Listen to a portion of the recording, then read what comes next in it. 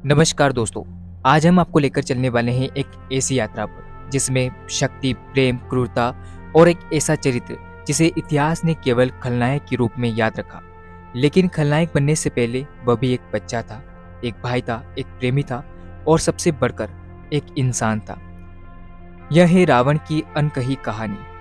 अमीश त्रिपाठी की पुस्तक Ravan rise of the demon king से प्रेषित एक ऐसी कथा जहां हम रावण की जिंदगी को उसकी नज़र से देखते हैं। तो चलिए शुरू करते हैं। रावण की वह कहानी जिसने उसे एक साधारण इंसान से दुनिया का भय बना दिया। रावण का जन्म किसी राजमहल में नहीं हुआ, ना कोई उत्सव, ना कोई जयकारा, बल्कि एक ऐसा माहौल जहां उसके जन्म को अशुभ समझा गया। उसके पिता महान ऋषि विशर्वा, माँ केकसी असुर वंश की। यह मिश्रित वंश रावण के लिए अभिशाप बन गया। बचपन से ही लोगों ने उसे असुर, राक्षस, अपशगुन कहकर पुकारा। लेकिन यह तिरस्कार उसके भीतर एक आग बनकर जलने लगा। एक दिन मैं पूरी दुनिया को दिखाऊंगा कि मैं किसी से कम नहीं। यहाँ से रावण की कहानी शुरू होती है। एक ऐसी कहानी जो क्रोध नहीं बल्कि भीतर छिपे दर्द से जन्म लेती है। जैसे जैसे रावण बड़ा होता जाता है, उसकी प्रतिभा उसको चौंका देती है। वह असाधारण संगीतकार, रणनीति का उस्ताद, अद्भुत बुद्धि वाला विद्वान और जन्मजात नेतृत्व क्षमता वाला आदमी। उसके गुरु भी चौंक जाते हैं। यह लड़का किसी भी आम इंसान जैसा नहीं है। लेकिन दुख की बात यह है कि दुनिया प्रतिभा नहीं देखती, वह केवल उसका वंश देखती है। जहाँ वह सम्मान चाहता था उसे तिरस्कार मिलता गया, जहाँ वह दोस्ती चाहता था उसे धोखा मिलता गया। यही घटनाएं धीरे धीरे उसके दिल को कठोर बनाती है और रावण एक अलग ही दिशा पकड़ लेता है। रावण की जिंदगी में अगर कोई था जो उसे सच में समझता था तो वह था उसका भाई कुंभकर्ण। कुंभकर्ण शांति, बुद्धिमानी और दयालु, रावण उग्र, महत्वाकांक्षी और गुस्सैल। दोनों एक दूसरे के विपरीत होने के बावजूद एक दूसरे का सहारा बनते हैं। कई बार कुंभकर्ण रावण से कहता है, भाई दुनिया से लड़ने में जीत नहीं, दुनिया को जीतने में जीत है। लेकिन रावण का जवाब हमेशा एक ही, अगर दुनिया मुझे स्वीकार नहीं करेगी तो मैं दुनिया को अपने आगे झुकाऊंगा। यहीं से रावण की महत्वाकांक्षा तेजी से बढ़ने लगी। रावण दुनिया से लड़ते लड़ते उस राह पर चल पड़ता है जहां उसका गुस्सा और प्रतिभा दोनों हथियार बन जाते हैं। वह डाकुओं से हाथ मिलाता है, समुद्री तस्करी को नियंत्रित करता है, व्यापार के रास्ते पर कब्जा करता है। लोग उससे डरने लगते हैं और रावण को चाहिए भी यही था। और उसके लिए यह सिर्फ शुरुआत थी। रावण की जिंदगी में प्रेम का आगमन होता है, मंदोदरी के रूप में।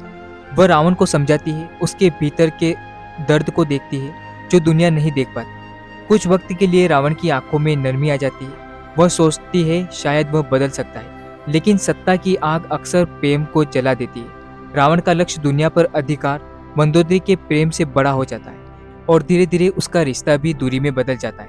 अब रावण एक साधारण व्यक्ति नहीं रहता है। उसने अपनी शक्ति, बुद्धि और राजनीति का इस्तेमाल करके एक विशाल साम्राज्य खड़ा कर दिया। रावण लंका का राजा बनता है।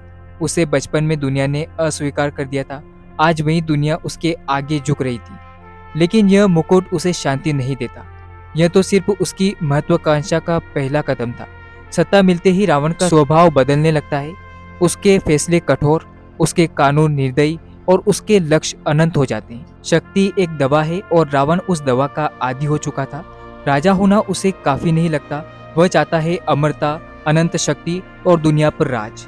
उसका अहंकार उसे अंधा कर देता है और यही उसके पतन की शुरुआत होती है।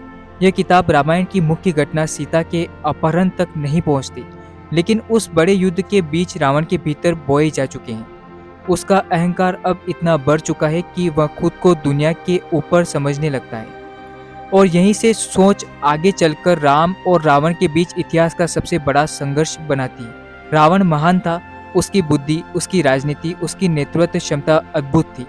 लेकिन जब प्रतिभा के साथ अहंकार जुड़ जाता है तो वह प्रतिभा इंसान को नष्ट कर देती है। Ravan rise of the demon king हमें यह सिखाती है कि दुनिया का सबसे बड़ा दानव कभी कभी हमारे भीतर के दर्द से ही जन्म लेता है। रावण बुरा पैदा नहीं हुआ था, लेकिन दुनिया की नफरत और अपने अहंकार ने उसे वह बना दिया जिसे इतिहास आज खलनायक कहता है। फिलहाल मैं अपनी वाणी को यहीं विराम देता हूँ।